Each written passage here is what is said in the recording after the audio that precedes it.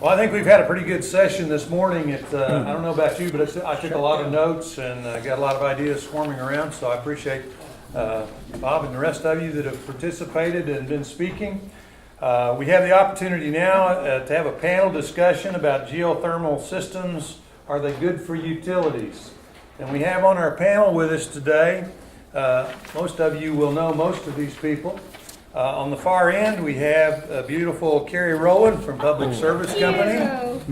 Carrie is also, I'll just read you a little bit of her bio. Carrie manages the PSO Commercial and Industrial Energy Efficiency Program, which provides education, financial incentives, and energy assessments for business, both profit and nonprofit, municipalities, and schools. The program promotes energy savings and aims to reduce customers' electric bills.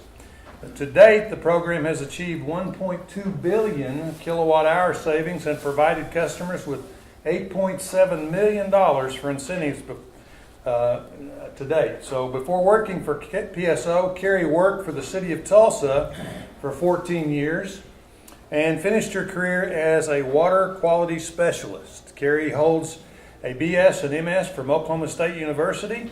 Don't hold that against her. I'm from OU. I'm a graduate of OU, so I can say that. I did go to OSU, however. She's the president-elect of the Oklahoma Association of Energy Engineers Oklahoma Chapter. And if you're not a member, I encourage you to seek one of the chapter officers here today, including Carrie, to find out how you can become a participant. She's also a member of ASHRAE and the International Ground Source and Heat Pump Association, IGSHPA, and holds the prestigious title of Certified Energy Manager and Certified Lighting Efficiency Professionals. She's welcome her with me today for our panel. Thank you. Next to her right and to your left is Roger Ferrer from the Oklahoma Municipal Power Authority. Roger Ferrer manages OMPA's energy services programs for member cities and their customers. And if I say anything wrong, because he's one of my bosses, I'm wrong. So just so you'll know. And he also manages, including the Competitive Utility Program, the Oklahoma Comfort Program, and programs in the areas of customer service, residential and commercial energy use, and conservation, and other appropriate topics. He supervises the production and updating of OMPA's energy services publications. Prior work experience includes managerial and technical positions at the New Mexico Solar Institute at MSU and Public Service Company of New Mexico. He was a faculty member in the Department of Building Science, the University of Witwatersrand. Did I say that correct? Where? South Africa. You may want to start cutting this short. I don't know where you got that. Who gave that to me, Roger? This is what he Well, said, it's too so long. I've just got to read it like it is, so you know who's speaking to you, that they have the credentials to talk about this.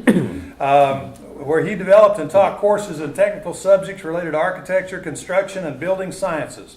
Roger holds a PhD degree in physics from the university in 1975 and a Bachelor of Science with honors in 1962 and a Master of Science degree in 1964 from the University of Natal, South Africa. He's a member of the Association of Energy Engineers for Oklahoma. He's one of the past chapter presidents and holds a Certified Energy Manager and Certified Energy Manager Auditor certifications.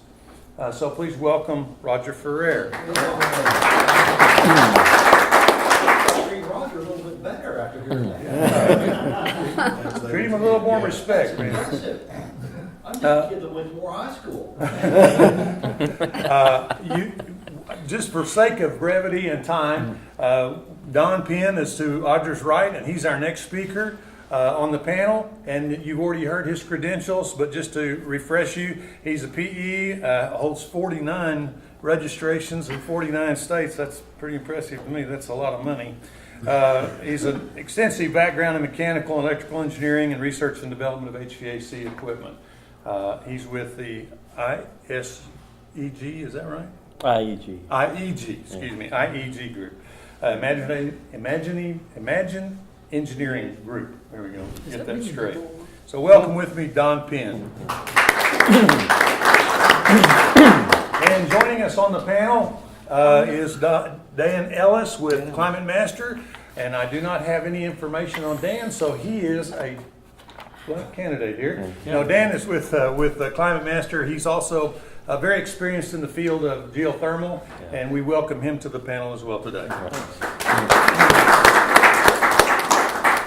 I'll start off by just asking, are there any questions that you might have that you want to throw at the panel to begin with? That something's come up during our discussions, something you'd like to ask to begin with?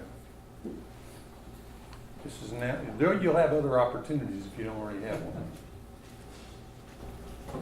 Okay. Well, let me start. Dan, what do you think about the chances of going back to Washington and dragging another tax credit out of them after you basically you did the last one, from what I understand it? Yeah, well, you know, times were a little different then. Well, sure. Different House was in control. But what I would say is that, you know, we passed the biggest hurdle, which was this discussion or rhetoric about tax reform. And there was discussion, you know, both for consumer and, you know, individual tax reform and for business. But at this point, the chairs of those committees have all but conceded that there's not going to be any tax reform, and the agenda is shifted to the presidential election by and large. So, you know, that's where we could have gone down the drain with all kinds of other incentives, because they wanted to basically eliminate any incentive for anything from the tax code. There would be, in fact, it could be as radical in business as no depreciation at all. Okay, things, you know, no R&D credits, no write-offs of any kind. It would just be a lower tax rate and eliminate any kind of tax breaks. But as you can imagine, there are lots and lots of special interest groups that are concerned about each and every one of those line items, who are pretty active there. And, you know, it gets even bigger if you look at individual reform. Talk about taking away the mortgage credit. Okay, imagine all the people that affects: home builders, realtors, you know, you name it, lenders, charitable contributions. Who could even think about going there? But that's how radical the discussion was. To lower the rate, they have to get rid of where the real money is, and that's where the real money was. And in business, you know, depreciation was one of the biggest ones. But who can imagine you buy some $1 million piece of equipment and you can't even depreciate it? You know, that would be a very strange concept in itself, and I don't think too many business owners would want to trade that for a lower tax rate. You know, so anyway, that's a long answer to say we've kind of weathered that storm the way it looks now, and we are now in, I think, in a pretty good position going forward for a couple reasons. One is we're in the tax code. Okay, basically, if you notice how things happen in Washington, usually around the end of the year or sometimes a month or two into the following, they will pass an extenders bill retroactive to the beginning of the prior year. I mean, they're always about a year late in doing things. They just can't agree. But the reason they do extenders bills is because they don't have to open up the code to all these groups coming in that want to either get stuck into it who aren't in there now, or, you know, trying to debate which things should come out. Because as soon as they open that section of the law, you open up the whole agenda to bring new things in, take new things out. So the easiest thing in Washington is to pass an extenders. So once you're in the code, you actually have a pretty good chance of staying in the code. And so right now, that's the position we're in. And I think there's, you know, we got a pretty good chance, maybe 50, 70%, even if it's a complete Republican administration and Congress, that we could be in an extenders bill, because they would tend to agree on that. Extend what we got for a period of time. So we're shooting for a soft landing. You know, we'd like to have an extension, maybe somewhat phased down. But the main thing we want to do is stay in there in some way, shape, or form. Good example. The fact that we're in that code influences schools, that they see us now more as renewable energy because we're in that code. They can't take advantage of the tax break. If we weren't even endorsed by the federal government, it lowers the probability of those kind of projects. So the fact that, you know, it would have looked bad, and the reason I got so active back in 2007 and 8, actually 6, 7, you know, it was about a 2.5 year time frame, was because they were going to have a lot of technologies get major incentives: wind, combined heat and power, solar, PV, even solar thermal, and we would have been completely left out because we had no presence there. So, you know, my goal at that time was that, hey, if they belong there, we belong there. And, some of the most staunch conservatives, such as Senator Inhofe, fully support geothermal heat pumps. And Senator Langford does. And we have some new congressional representatives that do. In fact, gosh, I'm trying to think of the representative's name. He's out of the Tulsa area, brand new. Not right side. He owns a heat and air business and Yeah, he plumbing. does. Yeah.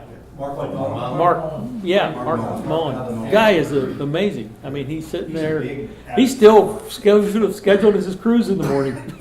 I mean, from his desk in D.C. So, yeah, I mean, the guy literally owns one, and he's been tremendously successful in how he's grown it. So it's really good to see someone that sees the business into government. And of course, he's there to deal with some of the regulatory burden that's coming down the pike. That is my biggest concern. What's going on there is all the regulatory actions that are being taken by the administration. If we can't get anything in law, we're going to do it through regulation. And one that really disturbs me is the energy codes. The IECC has stuff in there that makes absolutely no sense. How about economizers on the water side of our systems, which are in the 2015 IECC? We have things in there that actually we have proven cost energy. They use more energy. And they're in there because we weren't at the table when these codes were put together. And smartly, the administration back in when they had the stimulus that went out in 2009, I know OMPAs used that to really increase your rebates. Well, and the state of Oklahoma took some of that money. They had a string attached. If you take that money, you have to agree to adopt the new codes when they come out. So nobody worried about the strings that were attached. They just wanted the $10 million, $50 million, whatever they got. And now these strings are causing these codes to be adopted very rapidly. And there's not a lot of thought. I mean, the code groups are just throwing this stuff together. And obviously, some of the wrong people are in the room. So, but I mean, that's a side of things we have to watch out for that could hurt us. That sounds like a barrier towards ground source heat pump implementation throughout the state, would you say? Well, energy codes they are going to become a barrier. They're raising the cost of our systems needlessly. Yeah. And you can tell the guys writing the codes are the ones building rooftop air source stuff because economizers are built right in. Basically, they're writing things that look good for the mainstream guys because that's who's there, the people representing them. Nobody's representing water source or geothermal systems, so we're going to have to get active there. Let me jump to the other end of the table and I'll ask Carrie, what do you see as the main market barriers for implementation of ground source heat pumps from your perspective? From my perspective, I see definitely the first cost barrier, but then also at PSO when you talk with other utility people, I mean, we have tried to do geothermal projects before and it didn't result in success due to lack of performance and lack of knowledge of contractors out in the field installing. So I think now that the industry has matured and we have certifications from IGSHPA, I think a lot of that concern has now been removed. So now what we need to look forward to is removing first cost barrier. Roger, how about from the municipal standpoint? What do you see as barriers? Well, let me give a little bit of a background of OMPA for those who don't know. Oklahoma Municipal Power Authority. We've been in existence since the middle 80s, actually formed early 80s. Of course, I wasn't with them then. We're a joint action agency, basically, of 41 now we have 41 member cities and towns scattered throughout Oklahoma. We vary in size. The size of those member cities and towns vary in size from the largest, which is Edmond, which probably has about 40,000 customers now, somewhere in that region, down to towns like Orlando, Manitou, El Dorado, real small towns. We actually have one or two towns that have less than 100 customers. So we cater to all of those. Now our main purpose is to provide wholesale electricity to these municipal utilities which can then sell it. as Tom mentioned earlier today, they can generate, by selling the electricity and running their own distribution systems, they can generate a little extra money to help with the rest of the administration of the town or city. And some of them take a lot of advantage of that, others don't. It's up to each individual town or city how they run those. One of the main things that we always promote about public power entities such as the municipal electric utilities is that every individual utility has its own local control. And that is something that as a joint action agency we always have to bear in mind, and we have to try not to tread on the toes of the local people who set the rates. One of the big advantages that we tout to public power is that if a customer in a member city is unhappy about their electric bill or anything else in the city, the recourse is theirs, and they just have to take the trouble to make use of it. They can go to the city council meetings and say, my electric bill is too high, and they can listen to the arguments for and against. They can try to influence the way the rates are set. All those rates, electric, water, sewer, etc., are locally controlled. We have to be careful that we don't tread on their toes from that local control point of view as far as administering programs like rebate programs or incentive programs in general. So that's, you might have gathered from the earlier question that I brought up, that's one of our concerns, is if we have a program that we want to promote that we think is good for each of our member cities to promote to their customers, we have to sell it to 41 individual city councils, and not only them, but the 41 utility boards which help run the city alongside the city councils. And those are continually changing. So I appreciate that the simplest solution probably for us as an organization would be if we could convince our OMPA board that geothermal, the promotion of geothermal heat pumps is such a good thing to do that it would behoove our board to promote it at the board level and adopt all the responsibility for it. But if we did that and wrote it into our rates, such as Caddo Electric does individually as an individual rural electric co-op, we will be seen as taking some of the local control aspect away from our member cities. And we have to continually balance the one with the other. So at the moment, what we're doing is we're trying to promote a loan program, a Geo Loop loan program, where we will lend money to our member cities to lend to their customers at a very low interest rate to offset, to pay for upfront the initial cost of the loop installation. And we lend that money to our cities at 1% interest rate over 7 years.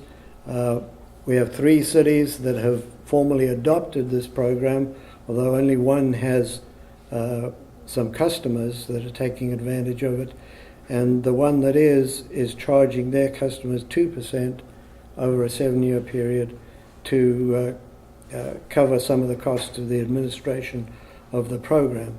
So that's the program that we're trying to promote to our member cities. It's an upfront loan program to cover the cost of the loans. When Tom was reading out that stuff about OMPA, we had, and Dan alluded to it as well, we had some extra money through from the federal stimulus money to increase our rebates by $1,000 a ton for a 2 to 3 year period, and we managed to make use of that. We have had rebate programs in place for a long time. For the last 8 or 10 years, our rebates at the geothermal level have been $800 per ton. We share those rebates with our member cities. That's another aspect of the local control thing. We feel if the member city should have the right to elect whether they want to participate in a program like this or not. And if they do, they can share some of the cost of the rebates. So if we have a rebate of $800 per ton for geothermal heat pumps, as we do at the moment, any customer that benefits from that gets $400 of that rebate per ton from the city and $400 from OMPA. So it's a joint effort. Each city has the ability to decide whether it wants to participate in that or not. We have other rebates for high efficiency air conditioners, air source heat pumps and so on, but they're not at anywhere near the $800 per ton level that the geothermal is. We did some analysis. We've confirmed, as a lot of other people in the geothermal business and the utility business have done, we confirmed the benefit to the utility of the reduction in demand that you get from geothermal heat pumps. And I think when we did our analysis some 8 or 10 years ago, we came up with at least half a kilowatt per ton, and some of the other utilities have come up with similar or slightly higher numbers, typically anywhere from half to 1 is what I've seen. Just one final thing I might mention that I came across yesterday. We have one of our member cities who is interested in installing the loops in utility easement areas and owning the loops as well. And I knew of a program that a municipality in Michigan instigated about 5 years ago, which is very similar. And they were typically putting the loops in the easement areas in front of the properties. So running these loops, essentially installing them in or near the sidewalk, under or near the sidewalks in front of the properties. So I did a little checking yesterday, and I don't have the final answer to this, but I noticed that on their website they've said that they have temporarily suspended that program while they look into the possibility of converting it into an incentive-only program and get out of the utility owning the loops business. And I put in a call to them immediately yesterday. Haven't had a call back. Maybe I've had a call back while I've been gone, but I'd really like to know what they found and why they're starting to go down this path as opposed to the one that we hear promoted a lot, which is own the loops. So I just thought I'd throw that out. I'll be happy to share whatever I find out when I do find it out. Appreciate that. Thank you, Roger. Don, from your perspective in the consulting business, what kind of barriers do you see towards implementing ground source? I think a lot of it is education in the A&E community and training in the A&E community. They don't understand, and an owner's going to rely on his consultant to direct him in the right path. And a lot of engineers, in particular, are, they've never designed it. They don't know anything about it, so they push back, and it kind of stymies. It stymies that growth. It takes an owner. With a lot of engineers, like myself included, how I got into it was an owner demanding that I do it. But I think if you look on the IGSHPA website, for example, and you look at certified geothermal designers in Texas, I think there's only a dozen or something, and as big as Texas is, so that's. I think and with the advent of ASHRAE is really pulling up, and that's where a lot of engineers look. To start with, ASHRAE is as far as the air conditioning community goes, it's kind of the standards, or it is the standards, not kind of the standards. And so they're kind of pushing in that way. IGSHPA's, obviously leads the forefront in education and training, and all things geo. I mean, that's IGSHPA. And that was the mantra of IGSHPA to begin with, and still is. But and as Dan alluded to, the codes, we focused on all these other things, but the codes have kind of taken a back seat. So we have to finagle within these new codes, like the waterside economizers. Well, there's things that we have to do to finagle and convince ourselves that if we get challenged on our designs, that we can, that we can show that we comply in every letter. Should an owner want to challenge, or a building official want to challenge us? But really, it just boils down to acceptance and training in the A&E community. Okay. I have a question for Tom. Do you see any implementation of these superheaters in your designs where they're actually helping the efficiency rating of the overall system? And second part of the question, are there extensive maintenance concerns with a de-superheater in the system? Currently we haven't gone the de-superheater route in our designs. We have done geothermal water heating, just a direct water to water, and in the school market where I work, you have the kitchen area, which is huge for hot water demand. The rest of it's just tempered water, and it's still hard to beat just a 10-gallon electric water heater. For the use, you're setting it at 105 degrees. And just when you start looking at the payback and everything, it just doesn't make a lot of sense yet. The trigger work to do the de-superheater, and all that, it still costs more than just putting in the simple water heat. The installation cost, the piping. Yeah, I mean, just all the copper you got to run, and you still got to buy the tank. True. I mean, the only thing you're missing is the electric circuit, and you're. And we always recommend the electric circuit with it, just in case you pump. Well, yeah, that's what the other thing is, you're going to have to put it in anyway. So what we're doing is we're using water-to-water geo units as a preheater, if you will. Take it to 120 for a kitchen, and then kitchen has booster heaters, and then we may augment that with a local gas water heater, a larger gas, a 199, if you will, just to top it off. And that's what some of the concerns I've heard before is the mineralization, having to clean out the water side of a domestic with a de-superheater. In your experience, have you seen that as any issue? I haven't seen that as an issue. No, sir. Okay. Any other questions? I think I'd like to ask Dan about the design and construction of geothermal heat pump units. Now, aren't the de-superheaters being built into the design as part of the construction of the unit itself, whereas nowadays is there a trend in that direction? Yeah, I mean, the superheater being integral has been, I'd say since 1990, it's been pretty standard in residential products, and it's an option in most commercial products. I assume your question was for commercial standpoint. Residentially, 99% of the systems go in with the superheater, and they do shave another. It depends how you view, the diversified demand of an electric tank, but it's usually around 0.3, something like that. I've seen numbers kW that even though they pull 4.5, they're not all on at the same time. So, but they do add an additional benefit on the demand side.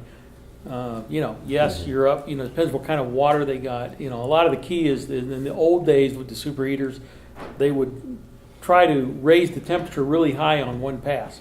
Sure. The key is keeping higher flow in there, not having such a temperature rise, and then you don't get as much mineral precipitation. And of course, it's easy to clean. Same way you clean out a coffee maker, basically vinegar type thing will descale them very easily. And just that people don't think about doing that very often, only when it doesn't work at all. Hot water tanks as it is. Yeah.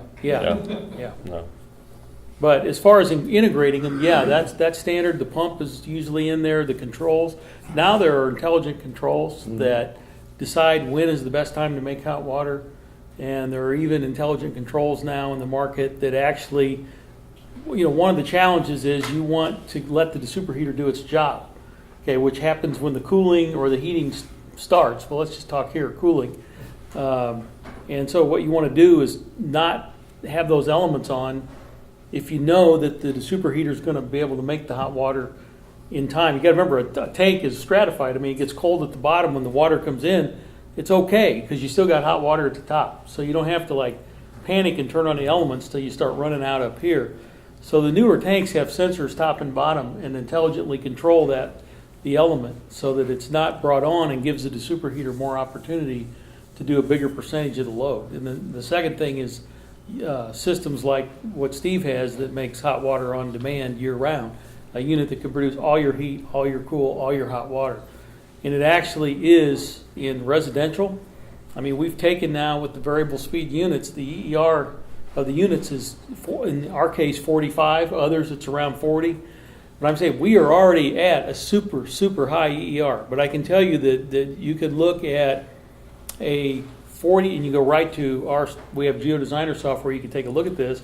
Take a look at a 40 EER unit versus the 30 EER units that we have today. And the benefit isn't as big as you would think because it's just like R value in a wall. If when you go from R1 to R2, you cut the energy in half that goes through that wall. When you go to R3, 1/3. When you go to R10, 1/10. Well, the difference between and go to R20, it's 1/20. Now you're only saving the difference between a 10th and a 20th. Where the first one you save 50%. So as the efficiency gets higher, there's asymptotic approach on benefit. Okay, so the 40 ER is a benefit, but it's not as big as you might think. But when you throw the hot water in there, that's immediately $400, $500 a year additional savings, and it's huge. And so when we developed our variable speed, I'm not trying to commercialize here, but we said we don't think people are going to be interested unless we can do more than just have a higher efficiency. And so then we looked and said, we've got to incorporate hot water into the equation to get the real benefit. Now it can save both on the efficiency side, and I will say in the north it can save on the capacity side because you can basically you can run that compressor speed higher and produce as much heating capacity as pretty much as you need.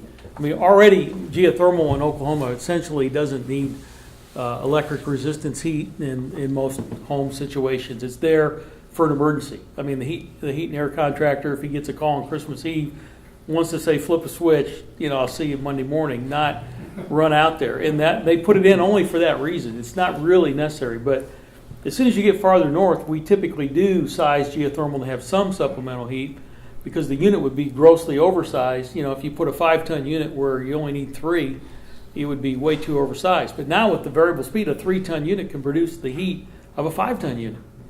And it can spool up and be a 5-ton unit. In fact, on the Trilogy size, it's called an 1860 because it can give you anywhere from 18 to 60,000 BTUs no matter what. Doesn't matter what temperature the water is at all. Between 20 and 120, you can have anywhere from 18 to 60,000. And so you're never oversized, so you got better comfort.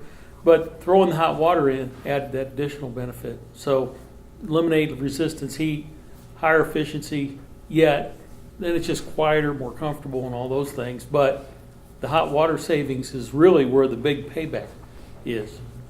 Yeah, one of the really cool things on it, it's shoulder months and the system's not running, I still have hot water off my Geo. Yeah, you have it all year round. It cycles on and just makes hot water.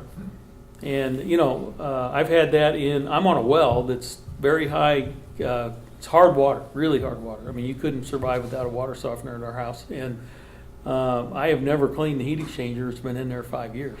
So, but again, the temperature rise through there is pretty low. We keep the flow rate pretty high, and that helps a lot.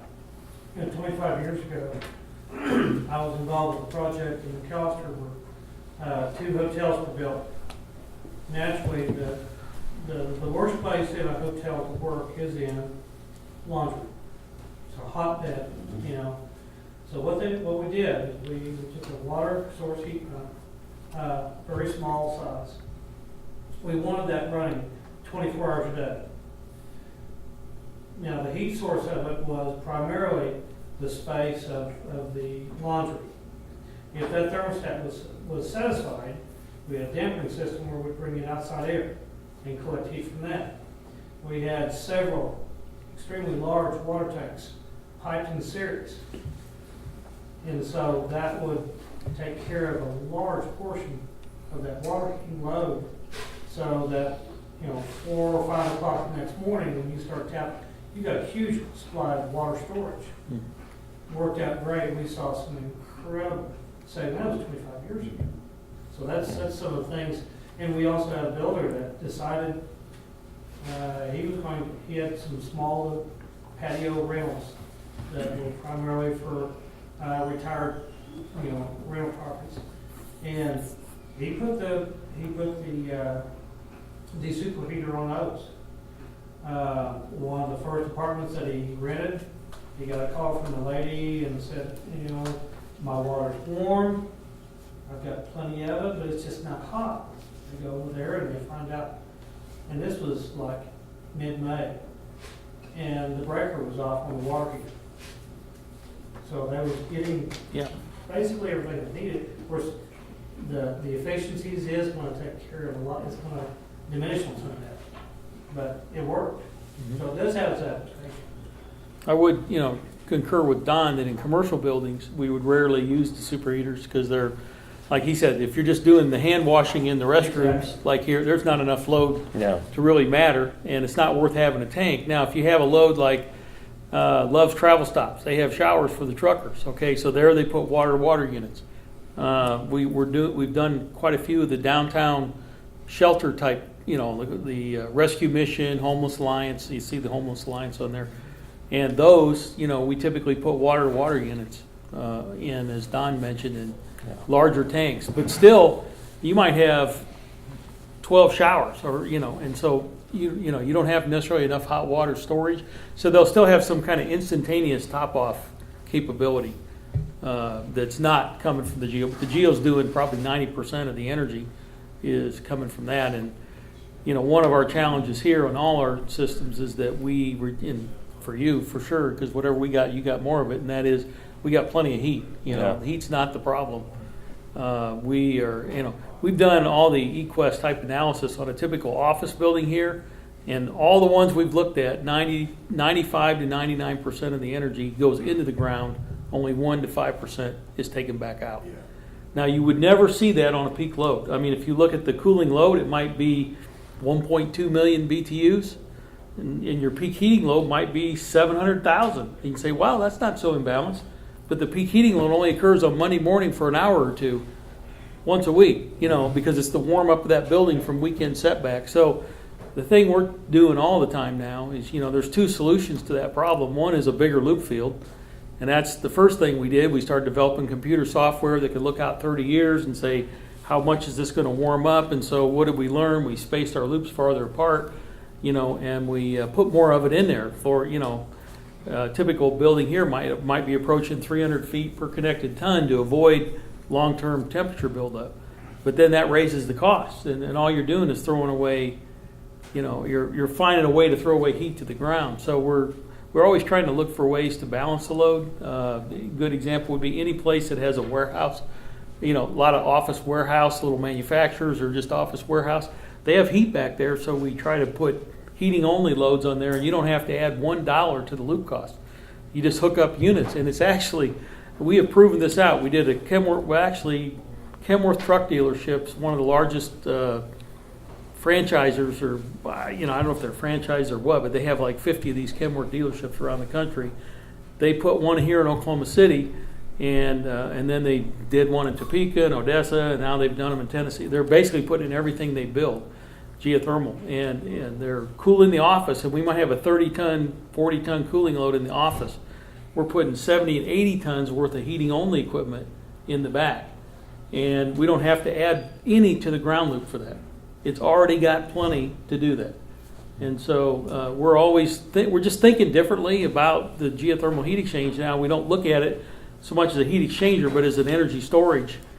And I can tell you, when water loop heat pumps first came out, the boiler tower system, they had storage tanks on them back then, way back in the 70s when it was first brought out, because the idea was to save up that daytime cooling load for that morning warm up to minimize the boiler. Well, we've got annual storage. We can store up from the summer to the winter. And so another way we've done it, and there's 2 St. Anthony's health flexes here in town that just went up, one in Mustang, one in North Oklahoma City on Memorial Road, that they have a retention pond. Basically, the parking runoff, they turned it into a permanent, water feature, and there's pond, what we call lake coil, pond heat exchanger systems in there, and it's about 40% of the loop is in those, and 80, the 60% is vertical bores. And what we have found is that passively, very little control or anything even involved, that water gets really cold about 7 months, 6 months a year. It's cold water, and so that really chills the loop automatically and brings the temperature down. And so we're that's another way we've done it to balance the load. And we're actually have a project going here now. It'd be the largest, as far as I know, geothermal in Oklahoma City is the Gulfport Energy Oil and Gas Company's new headquarter building, 6 stories, 120,000 square feet, about 400 tons of air conditioning. And they were the first one, you mentioned the land area needed. For a 2, 3-story, 1-story, we have never had a problem that the parking area always exceeds the floor area. I haven't ever done the math on cars per space, but it always works out. We have enough parking lot until you get to 6 stories. And in this case, at 6 stories, we didn't have enough parking lot. And so we were only able to get in about 200 feet of bore per connected ton. And this is just, I'm just throwing, don't think rules of thumb, but I mean, after a while, the jobs do start looking very similar. And so we're short. We need more like 300 to avoid that thermal buildup. So in that case, one of the things that was, you don't want to put a wet cooling tower, and that's a big holdup to water source heat pumps, let's say versus VRF in the world, is that we have to have a cooling tower on a boiler tower system, and nobody wants on a small building to have a wet cooling tower, water treatment, chemical guys coming out, all those issues. So we said, well, let's use dry coolers and only reject heat in the winter, and basically shoulders in winter. So on this Gulfport job, the dry coolers, which are only about 3 feet off the ground, and they sit, you can't even see them on the rooftop, only reject heat when it's below 45 outside. And they just do it with a passive fan coil. There's a couple real big advantages. No peak demand to the electric utility because they only run in the winter.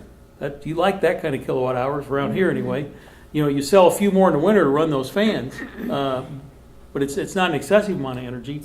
And then in the summer, it's straight geothermal. And then the other thing that's a big deal these days is the cost of water. And so cooling towers, again, nobody wants to use that much water. So anyway, I think there's trends happening that what do these things do? They help make our technology more cost effective. And I will say, that the tax incentives has opened up these kind of markets because these are private businesses. We've been selling a lot in this area to private companies, not schools that are, the people that own a building and stay in it for 30 years or longer.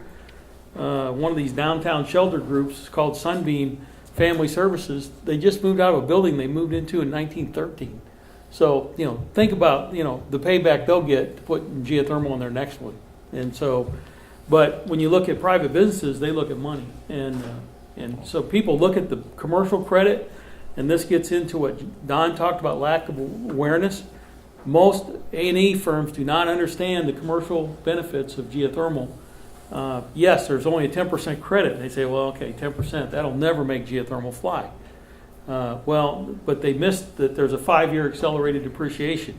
If you buy a VAV rooftop and VAV box deal, number one, and there are all the complicated controls to make that work, you're probably in the same dollar per ton range that we are with geothermal, maybe a little less. Okay, but the 5-year that depreciates over 39 years.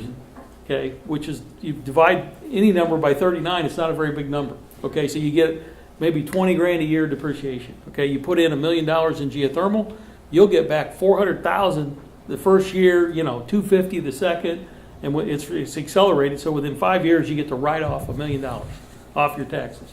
Plus, you get 10% tax credit. So we see anywhere from 0.4, well, negative paybacks, in other words, instant, to no more than a year and a half. You know, any job we've ever looked at here, ever. Even if we compare to the cheapest system, plain old package rooftop at $3,500 a ton, and geothermal is, let's say, $7,000 a ton. So you'd say, wow, there's no way it could pay back. When you plug in the numbers, it comes out like a year and a half. That's a low energy cost state. And Yeah. but we are, for everybody in this room, we are blessed to be probably the best place you could do geothermal in the United States. And I'm not kidding. Our drilling costs are just about as good as yours, pretty close. We're in easy drilling. It's typically hard sandstone, but we have conductivities in North Edmond around 2 Yeah. in easy drilling. Normally you got to be in hard rock granite to get that kind of Right. conductivity, and we have sandstones that are that good. So we got great, you know, and that's not true everywhere. Other parts of the city it's down around 1, but still, so we are really in a spot where we need heating and we need cooling, and we got great electric rates compared to the rest of the country. So, I mean, I think we're in a great place to do geothermal. What bothers me most is that we should be doing a whole lot more of it. And I can't figure out what is wrong. When they had $1,800 a ton, you know, and they had the mayor write a letter to every single person on Edmond Electric and say, we think you should look at this. What, maybe 100 people did it or something? A couple hundred at the most? Our best year was 2012, I think. We had 284 rebates, 1,200 tons. Yeah, and that's with $1,800 a ton and a 30% federal credit. Essentially, it costs less than anything you could do. Now, you know, I can only chalk it up to either lack of awareness or people are afraid of the technology. Yeah. Not education. You know, but on business, even today, without any, you know, we got decent rebates. OG&E's got a commercial rebate. That adds up. And then there's the incentives I just talked about federally. But almost all, you know, when we look at the buildings going up around town, you know, we're getting, you know, there's a lot going on for geothermal. But when you look at it compared to the number of buildings being built in this area, it's still 5%, 10%. Are doing geothermal, and the other people would see just as good a paybacks. They just don't know it. Well, that stimulates a question I have about what seems to be the acceptance, or is it embraced by the engineering communities or the mechanical contractors to install these systems? Don's already indicated that as an engineer, he resisted that up front. Well, what about today?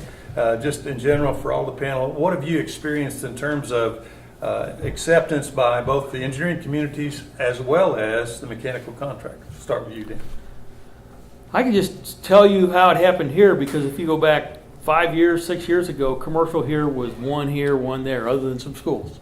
You know, schools have kind of been there. But if you talk about other geothermal projects, it was spotty. And then it really began with one general contractor that put it in a facility, then put it in their headquarters when they build it, and embraced it and said, you know, and this guy, by the way, goes around to, he's one of the largest Butler building dealers. Butler is one of the biggest steel building suppliers in the country, and maybe the biggest. And he puts on seminars to tell them how you're missing an opportunity as a general contractor not to promote geothermal. Number one, you get to offer your customers better comfort, lower cost. I mean, it makes you a hero, and you get a bigger contract, and you live on a percentage of the contract as a GC. He said, if I can add $500,000 to the job, I get extra money for me. My people think I'm great because I recommended something that they never thought about. And so he started promoting this on any project that had both heating and cooling. And what that brought in was some engineers. You know, every time we needed some engineers, and the engineers would start off, some of them like you, they had to be forced into it, and others, began to embrace it. And next thing you know, they're starting to recommend it on other projects. And so as the engineers have grabbed it, they're promoting it more and more. There are some that promote geothermal just about every chance they get. Others, you have to go back and beat the bushes to remind them that, hey, you know, they'll do it again, but they just go right back to their old ways if you turn your head. There's no reason that 90% of buildings shouldn't be using geothermal commercially. When you look at the economics here, there's no reason not to. The paybacks are there. It kills me that with 1 year payback, why isn't everybody doing it? So as the mechanical contractors also embracing this, or? is Yeah, it- yeah, there are quite a few that have. Yeah, and there's things we're doing here that kind of separate the geothermal contractors. I mean, like, for example, the HDPE pipe is now the only pipe that's being used inside the buildings as Right. well as outside. You know, that was a transformation. And, you know, now we have systems going in that are like that Gulfport is 8-inch mains, and there's a grocery store going in geothermal 8-inch mains. And so you got to have big fusion equipment and have that capability, but it goes in for less than steel pipe. And if you go to the Oklahoma State Capitol, one of the oldest geothermal jobs around, their only complaint in their system is the steel pipe. They're having issues with the steel pipe. It has nothing to do with the geothermal system. In fact, the part that failed was pipe that was put in way back when they had, you know, an old boiler plant. They were still using original pipe. So it's good to stay away from the steel pipe if you can. I don't know, are you guys using inside? I've never used anything but HDPE Yeah. throughout. Yeah, that's the way to go. Yeah, ever since I started. Yeah. Don, what do you see as far as engineering community and others now embracing? Well, I think it's coming around. I mean, you still have, like I said a minute ago, I mean, it's just a lack of understanding, and a lot of engineers. I'll give you an example. In the Houston market, the engineering community down there will not do anything. We did a project down there a few years ago, and talking to the local rep firms, they said these engineers down here will not change. They're going to put in a chill water system that this high humidity, the geothermal can't handle the humidity, and they're not going to change anything. And so it's just, it's slowly evolving, but now they're doing geothermal down there. So I think it's just, it's coming of age, like we've been talking about, and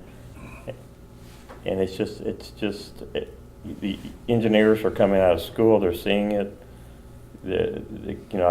I've taught classes at Texas A&M and their sustainability group. I mean, we're starting to see it at the college level, and in their schools of sustainability. These colleges have now, they all recognize geothermal. So I think it's been a long road, and a lot of us have been on it. You know, some of these guys have been on a lot longer than I have been, and it's just, you just got to stay the course. What about your mechanical contractors you deal with? Yeah, I mean, they do. You know, they will do. You know, they'll do whatever. I mean, it's just you don't get much pushback, because I'm used to dealing with publicly bid projects, so they know going in that it's a geothermal project. So if they're not interested, they're not going to bid it. But we see more and more contractors calling, wanting to get involved in it. What do they need to do? You know, we say you go to IGSHPA classes. We pull them right to IGSHPA. Same thing with drillers, and you know, that's one thing I haven't heard a lot out of in the last several years is drillers. I used to get a lot of calls from drillers. I don't hear that anymore. I don't know what's going on there, but that's a whole nother. You know, that's not a mechanical contractor, but that is a contractor, and I don't get those calls from drillers that want to know, what I have to do to, be included on these projects. Yeah. Roger? I think we still come across a fair number of engineers who are not aware of the proper design procedures, and are not aware that there are some software out there that doesn't cost them anything to acquire and to use, and even if they had to pay up front originally for it, they haven't been exposed to it.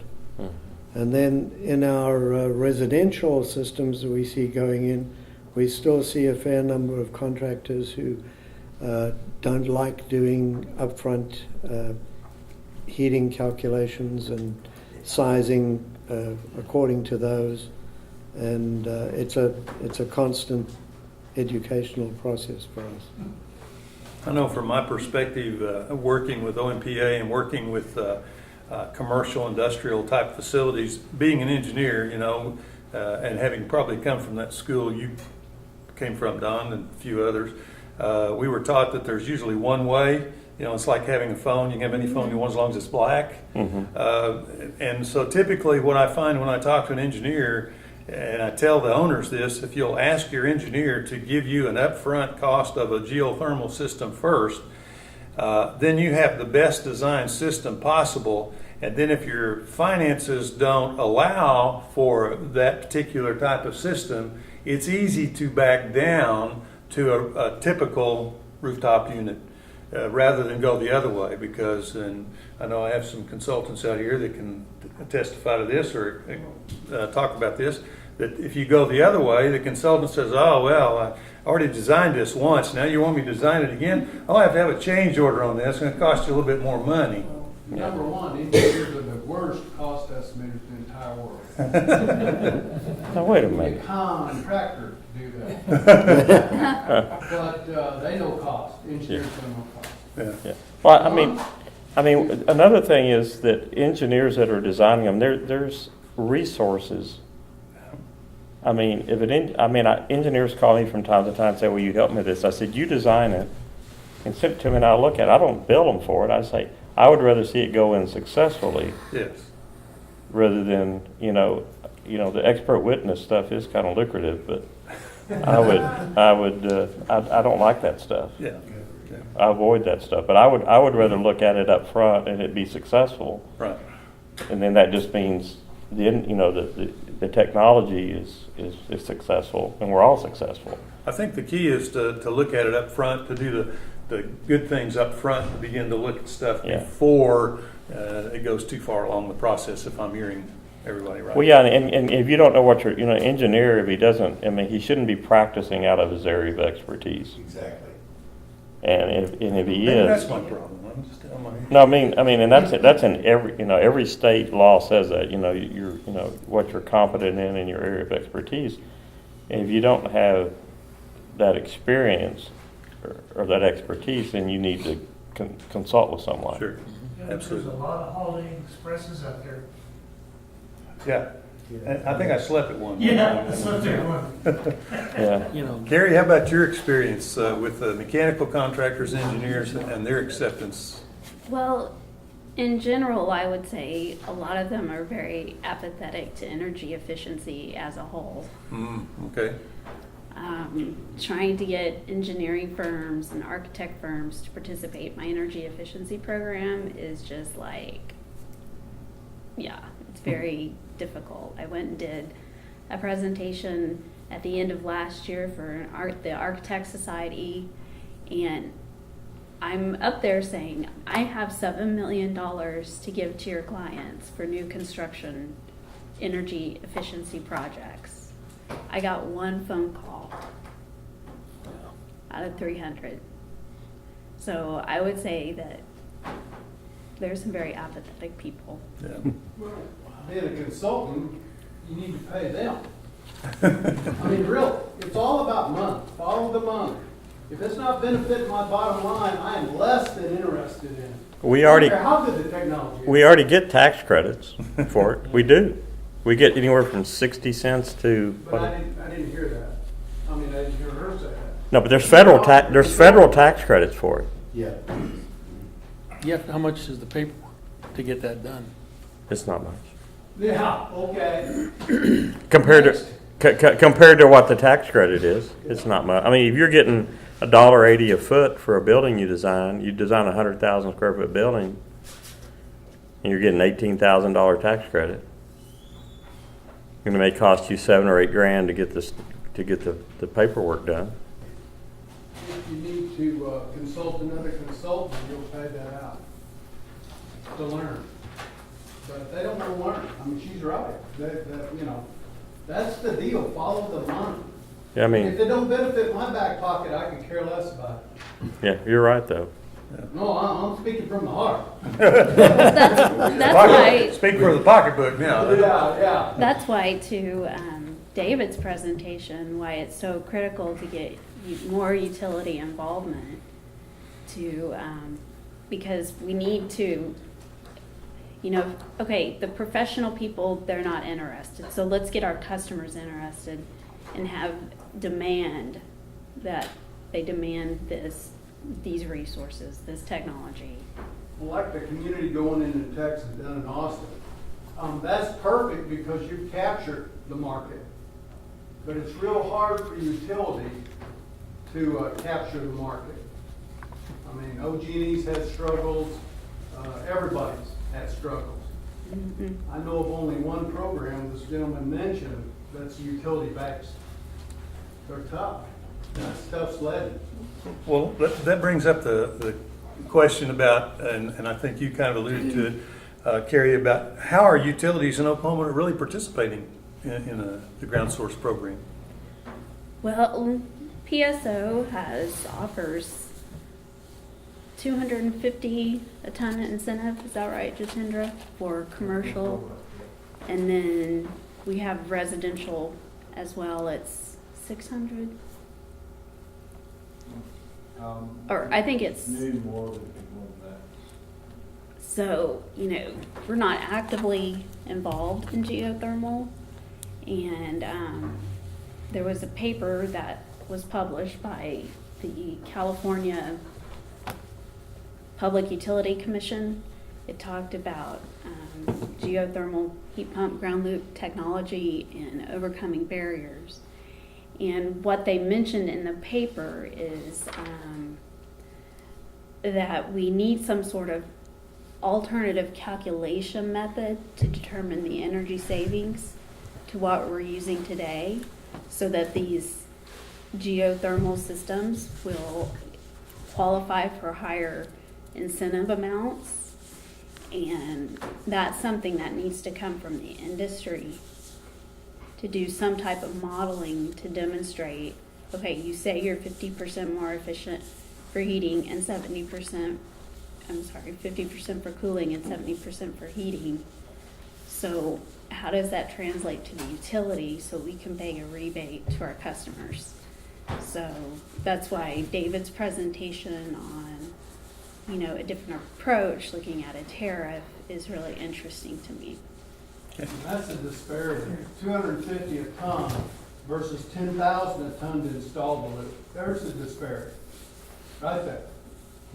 I mean, I'm no mathematician, but I've done a little bit. But can't overcome it hardly. I mean, Well, in Oklahoma, Utility has it's got not to- 10,000 a No, ton it's to not put a 10 loop in yeah. Oklahoma. It's more no, like I'm talking 1,500. 1,800. No, I'm saying 1,800. it's, you can put them in for about, around here, Okay. that's 1,800 a ton or whatever. 250 versus 1,800. That's a little bit of disparity. Just a tiny bit. Like I say, I'm no mathematician. No, I would That's the agree. hurdle you got to jump. I would agree. One of the things that I try to recommend to people is to understand that geothermal is the only system that you can put into your facility that will actually pay for itself. Everything else costs you to operate. A geothermal costs you to operate, but it has a reduced energy consumption and will actually pay for itself over time. Where you put in a high SEER standard air conditioner, it costs you to run that. You put in a high efficiency furnace, it costs you to run that. It may be less than another standard efficiency, but it still costs you to run. A geothermal where you do 3 units of energy in and 7 units of energy out, that's a payback scenario right there. And that's the education point that I think is being lost to the consumer. It's only lost on the short-term owner, which they say an average home in Oklahoma is owned 5 years. You can't convince a person to spend that kind of money for a 5-year investment. They gotta be long-term. They gotta be 10. They also got to No, get you into can the if you're appraisal. revenue neutral to that owner.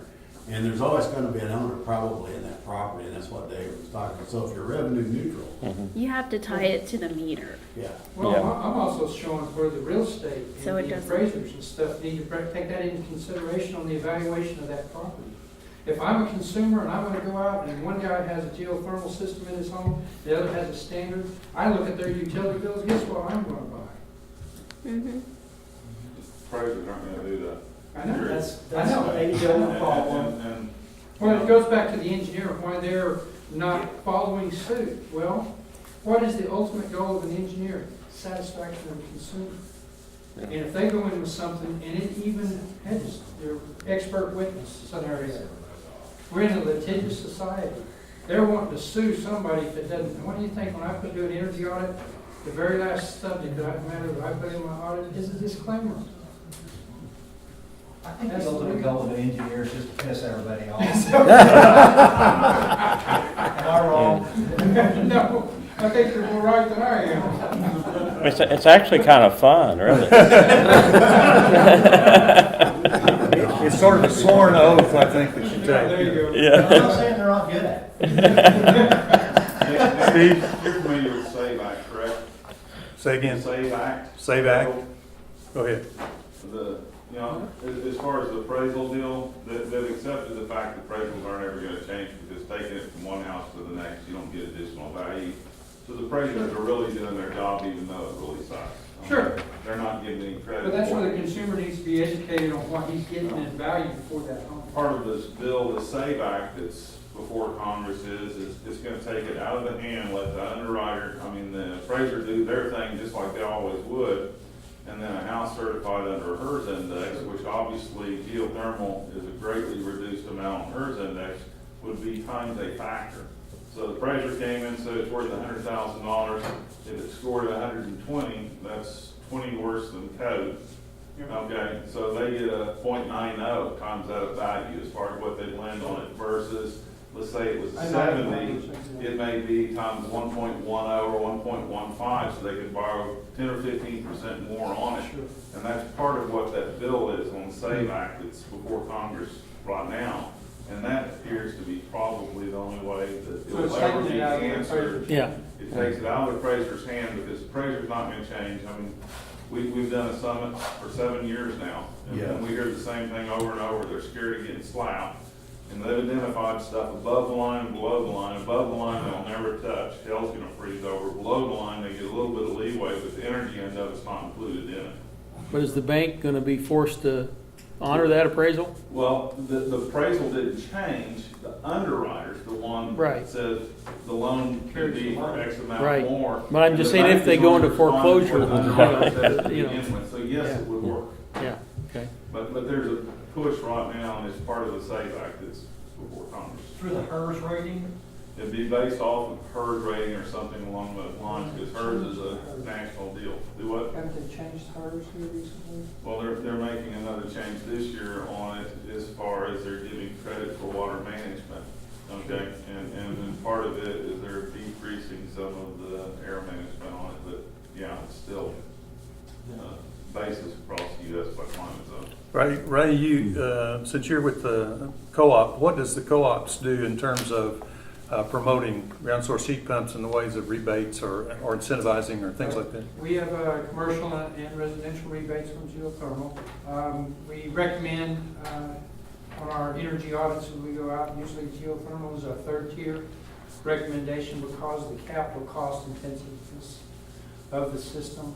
We do summer evaluations on high sewer units, and we have found that we actually make major inroads on propane use, which the majority of our customers or members are either electric or propane. Natural gas not available in rural America, so to speak. So we have no delineation from commercial to residential other in maximum capacity. We will rebate up to 10 tons residential and 50 tons commercial at $750 per ton. Okay. How about OG&E? Forrest, you want to say what's OG&E's doing to promote or participate in the ground source heat pump programs? Or as commercial rebates, we rebate $250 per kilowatt saved. Okay, Deb. And fortunately, we have Tim and the team from ICF to help calculate and helping get them information, because most of that is new construction. And so I don't know what it calculates out per ton on average. Well, you round, I just looked at 3 or 4 lately, 0.8 to 0.5, kW per ton reduction. So times 250. So 200 to 250. So around 125 to 175 dollars a ton, something like that.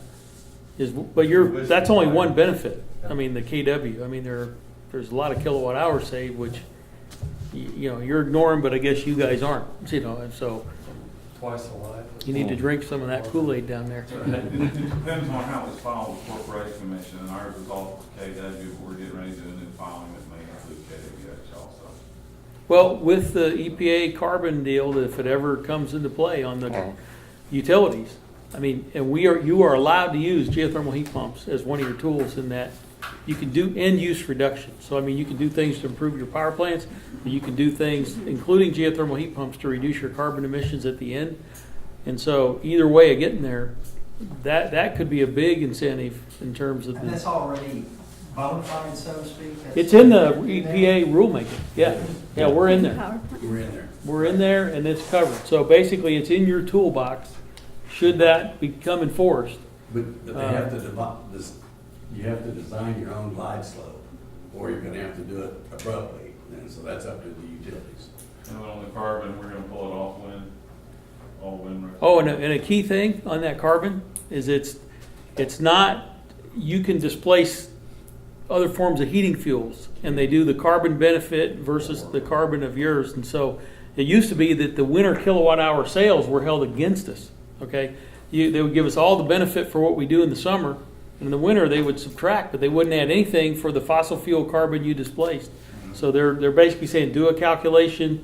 You would have burned so much gas. They know the carbon emissions of gas from the source to the building, or propane, or whatever the case may be, and then you compare that to a COP, whatever it would be at the geothermal, and say 5 on your power plant mix carbon, and you will see in almost all cases, actually, the higher the mix of natural gas in your generation, the better you look in terms of us being able to reduce your carbon on the heating side. We'll get worked out on this next filing, because right now we have to be fuel neutral. It's not like the gas company that advocates fuel switching. We're not allowed to. Well, it's not so much advocating it, but it's saying that if you're reducing carbon, well, I don't know. You might be able to be more aggressive if those rules go into effect. But you replace it with a renewable. And it's gonna be a fuel switching. Under demand side management rules by the Oklahoma Corporation Commission, we are allowed to fuel switch as long as you replace it with a renewable technology, and ground source heat pump is listed. Yeah, that was the one exception. The deal we made, that was unique, because we made a deal before y'all came into play on it. Carrie, what did you say you guys are paying residentially per ton? Residentially, Jatendra, I don't, Yeah, I mean, it's not a fixed amount, but when it adds up some $600 a ton. yeah. 600? See, we're at 375, we're at the bottom of the barrel. But, Yeah, you are. But we know we're at the bottom of the barrel, and we are getting all we want. We're doing really You're well. doing We're really almost well. We'd like more. We'd like you to have more. I have one more question after this, but I want to give Roger a chance to respond to that same question from OMPA standpoint. What was the question?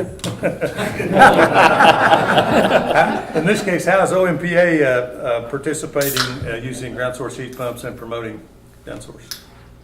Well, I think I've pretty much covered that Yeah. on previous comments. We have a rebate of $800 per ton, which is a joint rebate with our member cities. They have the choice of whether to participate or not.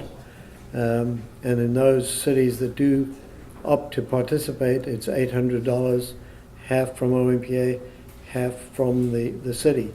That's the same in the geothermal case for residential or commercial. Okay. In the 3 years, close to 3 years that we had the additional money from the stimulus funds, we were able to add $1,000 a ton to that 800. So as Dan referenced, we went up to $1,800 a ton, and it took us a while to get the word out, and the word gradually started getting out, and we spent about $2,500 of our original, $2.5 million of our original $3 million allocation. So it was going great about the time we had to finish off because the 3 years were up. Appreciate that. Thanks, Roger. One final question for the panel, and I'll start down with Carrie on that end. Where do you see the industry going in the future from your perspective? Well, from my perspective, what I would like to see is more of the geothermal industry involved with the utilities to help us figure out a way to develop a program. So that's why I'm here and why I wanted to host this Very good. seminar. Roger. As far as the industries are concerned, I think they're developing some really good very efficient equipment now. I think they may, I'd like to suggest that they may pay a little more attention to the customer warranties and how the customers, how long those warranties are, how easy it is for customers to get those warranties honored. You're really selling, as we've talked about, the extra cost of geothermal compared with the upfront cost compared with conventional systems. So you're talking about a system that's 2 or 3 times more expensive than the alternative, which is a pretty good conventional system for most people still, at least in their eyes. So I think that that warranties become very important to try to continue to sell these to the end-use customer.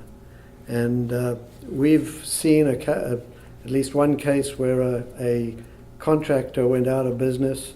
A customer had a problem. The system was still in the warranty period, and it was a 5-year warranty period.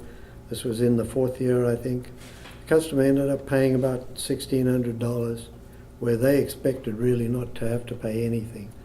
And it was a combination, I think, of the contractor having gone out of business and then reinvented themselves, and the customer having that same telephone number. If the customer had known that they were able to go back and had a second avenue to pursue as far as the warranty is concerned, I think that would have been a good thing. Okay, thank you, Roger. Don, what about you? Where do you see the industry going in the future? You know, I think what we've been talking about today, I think that the utilities, I think it's become evident to me that the privatizing of trying to develop geothermal utilities is a little more difficult than what some people can handle, and you have to have deep pockets, and they're not really postured to do that. But what I'm seeing, especially after David talked, is I really think the utilities are sitting at the right place to take this geothermal market, if you will, to the next level. And like I said when I was talking, is that we sell electricity, we sell gas, as forms of energy. Why aren't we selling thermal energy? And I think that I think really the heart of that and the soul of that's going to be the utility companies have that opportunity to make that come to fruition. I don't think, because I've tried personally with some people out of Arizona to do a privatized thing with geothermal bundled with solar PV, and it was just unbelievable, just all the hurdles you have to go through. And one of the main hurdles is just the financial stability. Well, you strip everything away, all the hurdles that a privatized company would have to, or a private company would have to come across to get this going. Utilities already set up. I mean, we had Citigroup working with us, and Citigroup was all over this, but when you go in with, this XYZ company and we're going to do this, you march in somewhere and say, we're going to do this. Well, they go, well, how long have you been in business? Well, you're our first client. And you're going to spend a $500 million with us, and it's going to be awesome. But here with the utility, you've got an infrastructure and an entity that's thriving. There's none of those issues. Yeah. I think that's going to be key, and I think there's a huge opportunity that can be captured by utilities. Okay. Thanks, Don. Mm-hmm. Dan, give you the last word. Well, it's good to see, utility interest in support of the technology re-emerging. I've been involved since 1978, so I've seen the waxing and waning of utility involvement. I mean, we got launched in 78 with some federal tax credits that were in place at the end of the Carter administration, and for solar, wind, geothermal, etc. Those went away in 82, But we got supported by utilities. Initially, it was the co-ops. And they did a fabulous job of helping us grow our industry, from nothing to a very stable industry and sizable industry. And then in the early 90s, the investor-owned utilities really came on. And there was a time when you probably had 50 of the top major IOUs actively promoting geothermal heat pumps, going to annual conferences. It was all when DSM was the rage, okay? And then deregulation came along, or the concern about deregulation, because it was more smoke than fire. Only a few states actually did it. And I think most of them have turned out to be kind of a disaster, but California for sure was. Texas, I sure wouldn't want their rates. So doesn't seem like it's done anything. You can bundle cable TV with your electric. It's about all I can tell.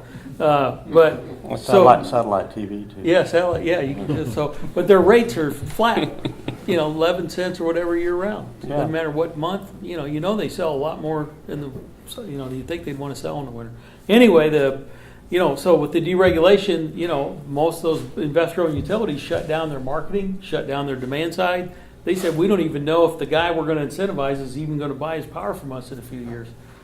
So why would we want to spend money on that? And so they all went into a closet for years, and when, they finally came out, it's just slowly reemerging again as an issue, probably because of the, aging, stressed infrastructure of the utilities and some of these looming federal regulations that could impact you.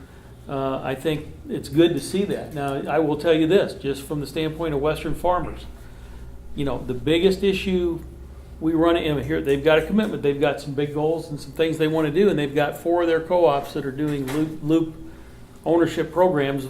The model of what we would all like to see happen, it's happening. But we need to get utility scale involvement. You got to do utility scale numbers, okay? Tens, hundreds doesn't interest a utility. They need thousands. Okay, if you're going to change megawatts, if you only do it 1 kilowatt per ton, you need lots of tons. And the tons are out there to be had. But so far, we haven't been able to put together, even with the 1,800 a ton and a 30% credit, which made it. We should have sold 1,000, not a couple of 300 or 3,000. And so we've got to figure out why we haven't been able to make that happen. Because I think the biggest concern I have with utilities, and I've tried to work with them, we had 2 major ones that were ready to do a program on owning the loops years ago, Detroit Edison and Ohio Edison. They were right there. And we had them all to the point. And as soon as we got them to the brink, like a CEO changed on one, another merged with another utility, all those years of building down the drain. And you mentioned it takes 20 years for something to happen. So, do we have another? I don't think I'll have another 20 years that I'm going to be worried about it. But I remember a conference. They say utilities move at glacial speed. And there's the good of that is when they move. Now they're built. Could be both. Yeah, there was the movement in those days because they weren't worried about building yet. But the glacial speed is, it seems so slow that it's very frustrating for anything entrepreneurial trying to deal with all that. And then, but when they do move, like a glacier, they take everything in their path with them. So well, I think since we are seeing some pressure from the solar in our industry, that this is the time to move with geothermal. I think that's the biggest change that's taking place now. That we have an answer to the solar, and we have the real answer with geothermal. Well, I appreciate. I know you guys have been up here a long time. You're probably ready to take a break. I'm sure these guys are too. I want to tell you, I appreciate you taking your time to be on the panel today. Carrie, Roger, Don, Dan, thank you very much. Let's give them a round of applause for this.